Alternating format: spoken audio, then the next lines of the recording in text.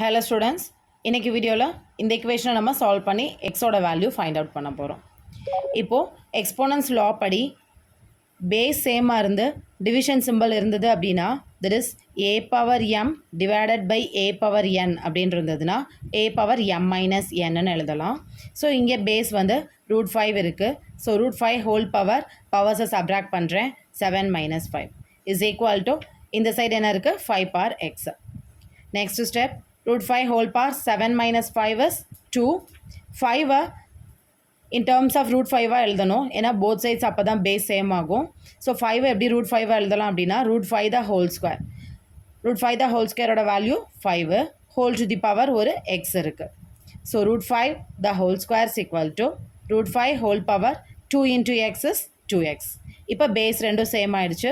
பேஸை கேன்சல் பண்ணிவிட்டு பவர்ஸை equate பண்ணுறேன். பவர்ஸில் என்ன இருக்குது 2x is equal to 2. So x is equal to 2 by 2. Multiply இருக்க 2 equal to இந்த சைட் வரும்போது டிவிஷன் கேன்சல் பண்ணோன்னா xோட வேல்யூ 1. இந்த கொஷினோட ஆன்சர் ஃபைண்ட் அவுட் பண்ணி கமெண்ட் பண்ணுங்கள். தேங்க்யூ.